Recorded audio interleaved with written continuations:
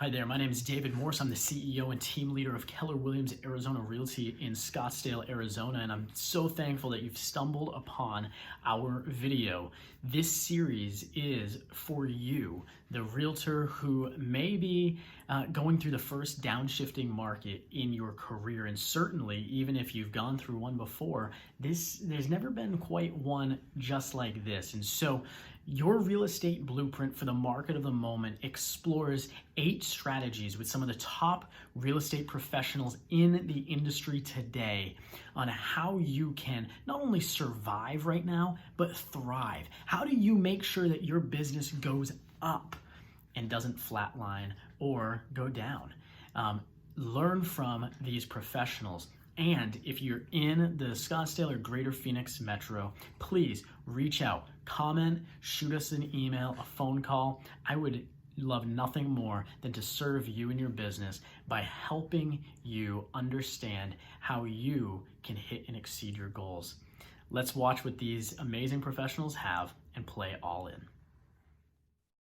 Well, first off, thanks for taking some time to teach everyone. We have a great group on today.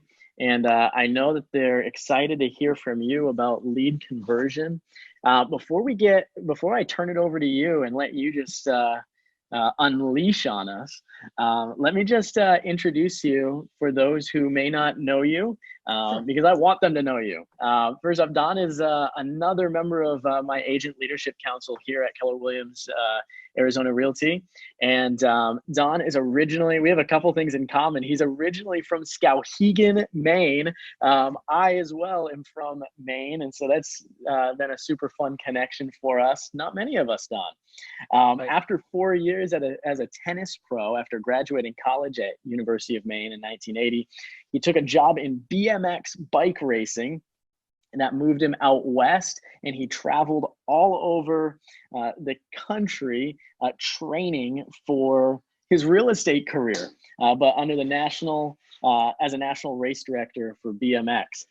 He became a realtor in 1986, was trained by Mike Ferry, and has been trained by Mike Ferry since 1992.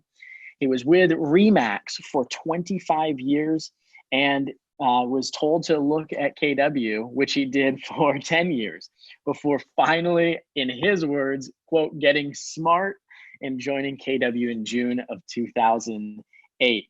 It revitalized his career and re-energized him with culture, coaching, personal growth, and learning how to treat his real estate as a business instead of just being in business for himself.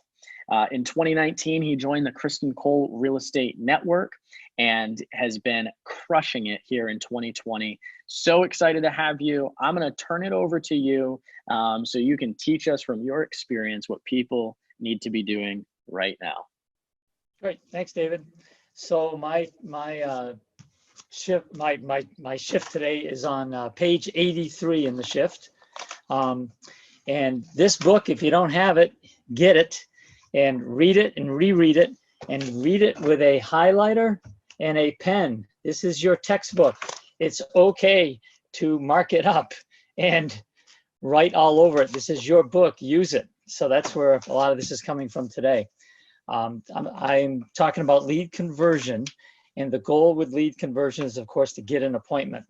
And it all starts, of course, with lead generation. And first, obviously, we have to have time blocked for lead generation every day. I'm not going to get into that. That's another topic for another day. You know what you need to do to time block, so just do it. But lead generation, even if you do it every day, and I've been guilty of this in the past, if you do it every day and you get little or no follow-up, it's a waste of time. That's like going to the gym, working out for an hour, and then stopping by at McDonald's on the way home and grabbing a Big Mac, fries, a shake, and an apple pie to go, and doing that every day. It's useless. So when it comes to lead generation, the fortune is in the follow-up. And believe it, we're not going to get an appointment. Well, you may not get an appointment, believe it or not, on the first interaction. Maybe you do. Somebody comes in an open house, you get an appointment. Great. Maybe on that first phone call, you do get an appointment. Believe it or not, sometimes that doesn't happen. And that's perfectly okay. What we have to do, though, is follow up and to get that lead conversion. Follow up, follow up, follow up. Another thing that I've adopted this year too, and Kristan has helped me with it, is really adopt the belief and the affirmation that it started out with, I'm setting an appointment every single day. And it quickly morphed into going on an appointment every day. So start writing down, start believing, start saying, start looking, adopt the belief that you go on one appointment every day. My name is Don Aldrich, and I go on one single appointment every day. I might not know where it is yet, and it might be virtual now, and that's okay, but start that belief. And pretty soon it filters down into everything you do. I've got sticky notes in a couple different places that say, where is my one appointment coming from today? So getting back to follow-up. When we follow up, we show the client we care. We show the client we're interested. When we follow up, we show the client we remembered them, which is really so important. When we follow up, we show the client we're organized. And when we follow up with our client, we show them that we are professional. And really, aren't those the same attributes that we want when we're hiring somebody and we are the consumer? In fact, when we follow up, when we show we're interested, when we remember them, when we're organized, when we're professional, they expect that from us. And when we do those, they're also then expecting us to ask for an appointment. It's natural and it's okay. And because we follow up, they're going to be less resistant, they're going to be less resistant to giving us the appointment if they are motivated. Now remember, as Gary Keller says, our job is not to motivate them. They either are motivated or they're not. However, we can aid them, AID, aid them by following up and asking questions. This is the skill of lead conversion. Let's talk about what lead conversion isn't. Lead conversion is not the gift of gab. The most introverted agent in the world with skills will have a better conversion rate than an extroverted agent who has the gift of gab, but he's got no skills. That's the equivalent of someone who has no talent, who works hard. They're going to beat someone with talent who doesn't work hard every day, every time. We all know people, you look at them and you go, my gosh, that person can't be successful, and they're killing it because they have skills. Then we see people who they look good, they talk well, and they can't sell their way out of anything because they have no skills. Looks and persona don't count. Skills matter. When it comes to lead conversion, whatever effort you gave to get the lead must be matched to converting that lead to getting an appointment. This is especially true in a shifting market. Skills aren't needed in a hot market. Oh, you can do pretty well in a hot market, and the lack of skills doesn't hurt you. I will say though, if you have more skills, you'll do even better in a hot market. But if you have no skills in a hot market, you'll do fine. You'll be okay. The lack of skills doesn't show up until we're in a tougher market. So this is the conversion competence. The lack of lead conversion skill will show up in a shifting market. And if you don't pay attention to that lack of skill, it's going to drive you right out of this real estate business very, very fast. You need to pay attention to your numbers. You need to track your numbers. You need to know your conversion rates. And let's just say, for instance, in a normal market, like we had 45 days ago, let's say you were making 10 contacts a day. And let's say every 2 or 3 days you got an appointment. So you're getting an appointment every 20 to 30 contacts, but it took you 3 days. Maybe you're going on 2 appointments. The problem with that, going on 2 appointments a week, there's no rhythm, there's no momentum to that. The first thing in a shifting market that you must double or triple down on is your lead generation. If you're only making 10 contacts a day before, you got to go to 20, you got to go to 30. And what else are you going to do with your time now, right? And going to those numbers, that may get you back to setting 2 appointments. So even if your skill conversion isn't improving, but you are now making 100 contacts a week, like they teach us in Bold, you might get those same 2 appointments, but it's going to take you many more contacts. A better way, so do that first. Secondly, in a shifting market, the competition gets fierce, and you have to improve those 2 things: your output, 100 contacts a week, and your conversion skills. in a shifting market with the improved contacts at 100 a week and a better conversion rate, you may be able to still go on now 5 appointments a week simply because you're making more contacts and your skills are up. By increasing the output, you know how to do that. Just time block off on your lead generation time. The key is to increase this conversion competence. And again, if your conversion skills don't improve, it's going to get very disappointing very fast as you talk to so many people and get no results. Again, you'll stop. That'll drive you out of the business. With conversion skills, and conversion skills do take work, you contact 100 people, it's then going to be rewarding and exciting as you're actually going on more appointments in a shifting market than you did before when the market was supposedly better. So how do you improve conversion skills? It takes practice. The old saying, practice makes perfect, that's a lie. Practice does not make perfect. If you practice wrong, you're just reinforcing bad habits. Perfect practice makes perfect. Get a role play partner. You want to role play 30 minutes a day, 5 days a week. And it's no chit chat. It's no how you're doing. It's no war stories. You get right to it for 30 minutes. You have scripts. If you don't have them, we'll get them to you. Gary Keller on page 103 said, if you do this an hour a day for 1 week, I promise you that you'll begin to feel comfortable with asking people to meet.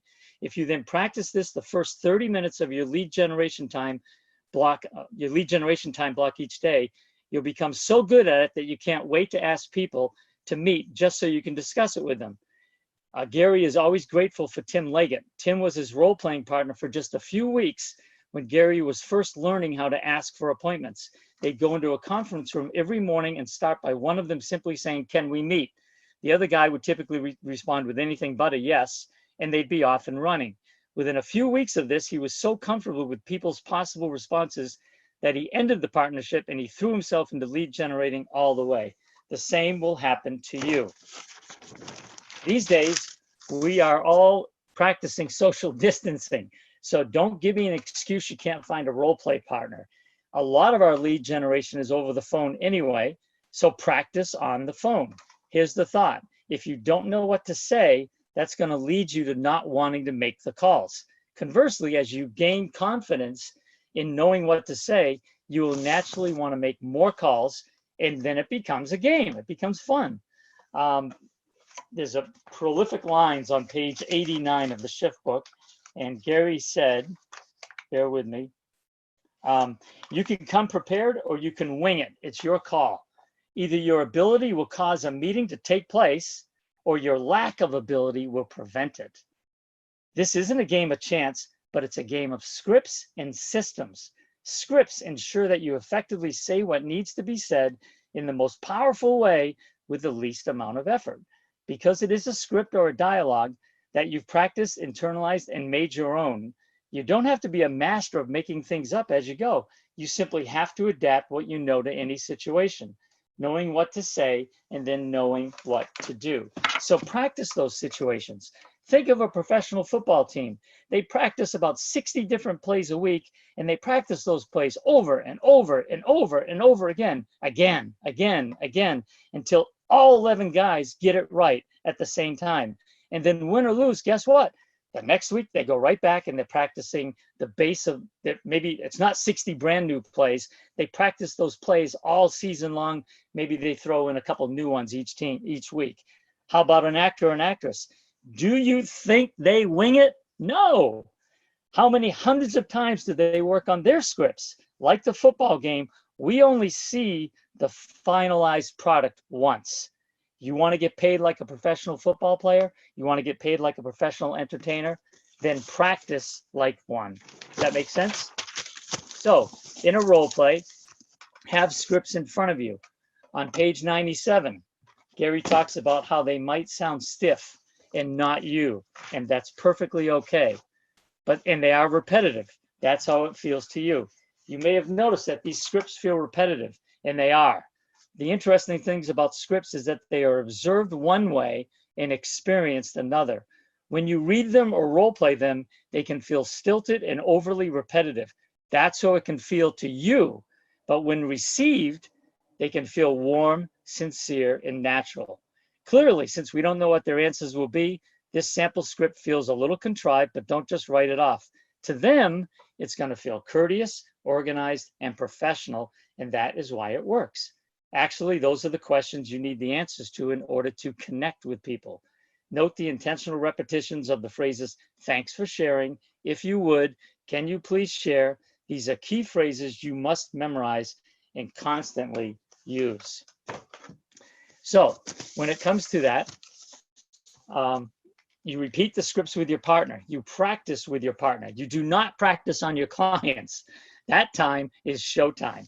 30 minutes a day, 5 days a week, no matter what. And if they don't show up, they're losing out on trying to get better. Don't you let them take you out of the game. If they don't show up, you practice by yourself. That's right, by yourself, out loud. This is your script time. If it's awkward, do it in your car, do it outside, but do it. I used to do it when I ran a lot. You could practice anywhere, in the shower, on a walk, whatever. You keep all the scripts that you collect over the years in a 3-ring binder. Mine's about 2 inches thick, okay?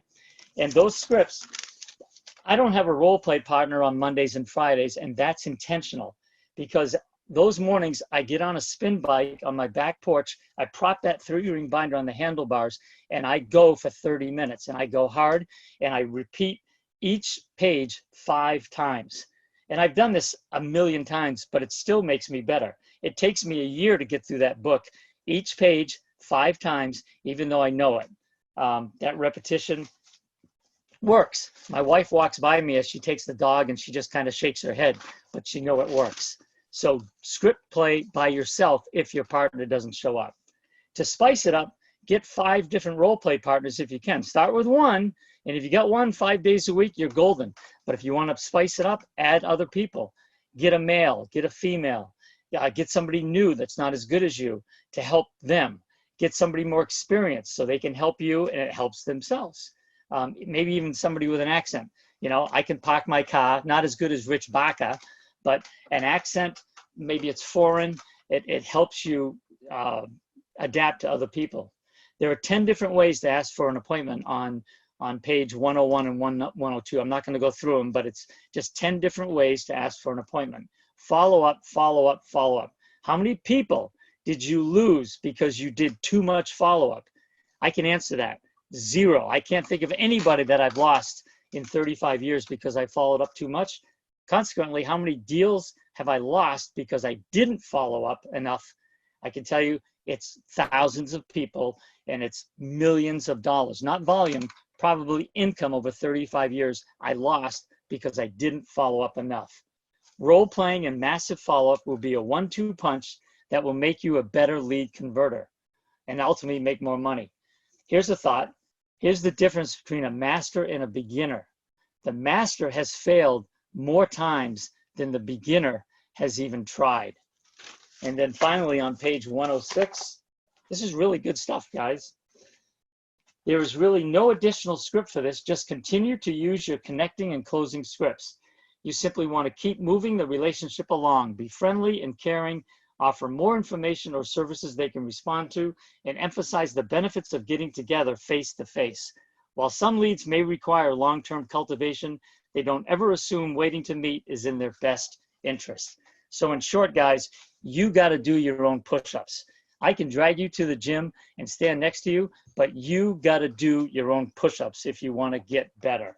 And then finally, as Gary says on page 108, lead conversion is one of the most skill-based aspects of your real estate sale business. And after lead generation, lead conversion is the most business-critical activity you must master. Get an appointment, and it's all downhill from there. Fail to get an appointment, there's no hill to climb. It is where the possible business that comes from your lead-generating activities can turn into probably business that comes from your probably business, and ultimately into profitable business. If you commit to mastering the skills of lead conversion, you will lift yourself above your competition. You'll be even more than a lead generator, you'll be a lead converter. And that's how to be a lead conversion and get competent with it. Do we still have time for questions, or am I done? We still have time for questions. So Okay. if you have questions for Don, drop them in the chat box. Don, I love how you started and reminded us that the fortune is in the follow-up. And I think that's probably what a lot of people right now are challenged by is what does a follow-up system look like now versus even just 3 weeks ago, right? So like what's the difference between virtual follow-up and does anything change in your mind, or what are your thoughts on that? Yeah. My MAPS coach challenged me. I've got, like Cody, hundreds of sphere of influence. They're all, for me, they're all hidden in technology. They're all hidden behind a computer screen. My coach challenged me to have a nurture list, simply a 8.5 by 11, a notebook that I carry around where, David Morse and his phone number's written down there, and then John Smith, and then whoever, whether they're a seller or a buyer. And that list is now like 3 pages long. So it's with me wherever I go. If I'm in a doctor appointment or stuck somewhere, I can go to that and make calls. Plus, by looking at it, David, it's top of mind. It's like, you know what? I talked to David 3 days ago. It's time for another call. I talked to Johnny Smith. He's good. I talked to him last week. I'll just give him a call on Friday. It's the top of mind. That nurture list has helped me grab one appointment a day because that list is in front of me versus hidden behind a screen. Does that make sense? Yeah, definitely. So what's interesting and neat about that is we are in a virtual time right now where everything's moving virtual, and yet the follow-up system that's helped you to execute is an analog one. It's paper, right? So I mean, I the other day was on a call, and I'm going to show everyone this. I couldn't find blank paper, but I needed blank paper, so I found a picture my boys had read drawn on so that I could write my strategy on the back. So I don't care where the paper is. Sometimes moving the paper though helps the person, in their follow-up system. And so I think don't overcomplicate things. Sometimes go back to the basics and simplify. Any other things over the last 2 weeks, Don, just in general that you have noticed that's similar or different than other shifts? Anything that you want to just end on this morning? Well, I've been in a lot of shifts, kind of like what Cody said. Again, they appreciate the care call. Rich Barker gave us a script and he said, write it down. It's called How You Doing, right? Just making that care call, seeing if there's anything you can do. We have the time now. I mean, I'm at home. I can now go through all these past clients and talk to a ton more people. And okay, maybe it takes me 3-4 hours to talk to 30 people or 35 people, but if they're all people, I wouldn't have gotten to all these people because I would have been in the business instead of working on it. So continue to make the calls, be there for folks, and some people are going to need to be touched more than just once, David. Talk to them every week. Well, and I think that's, between Joe and Andrew and Cody and Beth and you, like all of you have touched on this reality that we have been given some of our time back, whether it's from a commute or whatever. And there's no excuse not to pick up the phone and be in communication with our people. So Don, thank you so much for giving some of your time. I'm going to let you get back to working on your business, and I appreciate you, brother. Have a good one. Thank you all. Appreciate it. Bye-bye. Hey, I want to thank you so much for joining us for this portion of this training, your real estate blueprint for the market of the moment. No matter where you are in your business, I hope that you were able to take at least one piece of information that you are going to go and implement right now. Hey, if you find yourself in the greater Phoenix and Scottsdale metro and you need more specific information and business consultation, I'd love nothing more than to serve you by talking with you about your business. Hey, we are in this together because I know when we help one another, we all grow and we all get through this together. So, hey, if you gain value from this, I would love nothing more than for you to hit the subscribe button down there, turn on notifications, hit that little bell, and stay with us as we continue to share valuable insights about thriving in the market of the moment.